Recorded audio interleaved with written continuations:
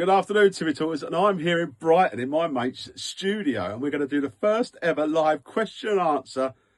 And I don't know what the questions are going to be, so here we go. Here we are then. Well, Timmy, we're going to keep it based around music since we're in a music studio. So can you tell me what impact music has had on your life? Music's had the biggest influence in my life because every single person I know and all the friends I've got, I've met because we have the same share of love of the same type of music. The tattoos I've got, the lifestyle I've led, and the state of my liver all points towards the impact that music has had in my life. Now, do you think we're missing something in modern day culture where we're no longer dressing like a genre, like rockers or rockers? You could see it just by walking down the street, what sort of music we're into, people we're into. But now it's sort of a bit blurred. You don't see the same sort of thing. It used to be when I was at school, you had metalers over there and the punks over there and the skinheads over there and the disco people and the rave people and the rap people. And you did used to meet up. You might have a friend that you had at school who they went over there and you went over to this group and you met at lunchtime or whatever. But on the whole, you stayed in your gang. And I think it was much easier to identify who you were, but perhaps in a good thing. Like my daughter likes a broad spectrum of music, so do I to a certain extent, but it was a lot easier to know what gang you were in.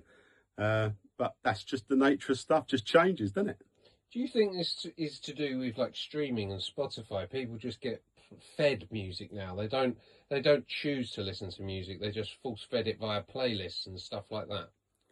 It used to be a big event. You used to save up to buy a record and you listen to that record over and over and over again, and all the words.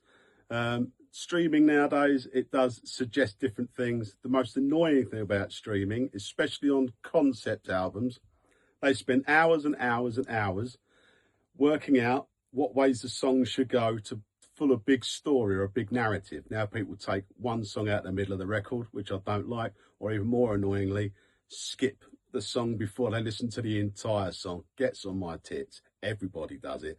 I'm guilty of it there, though. I think it's just the nature of streaming. Do you miss collecting physical things like vinyl or CDs?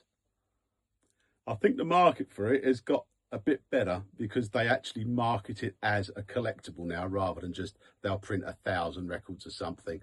They'll do a special red one or a special marbly one, or cassettes are making a comeback. I still buy physical vinyl because I like the covers and it just looks like you're really clever if you've got loads of records on a shelf. So they're doing it well, but the bands make no money unless they're touring, which is why tickets are so expensive. It's the only way they make any money because people can buy their record once and share it 1,000,000 times and they'll earn nothing out of it.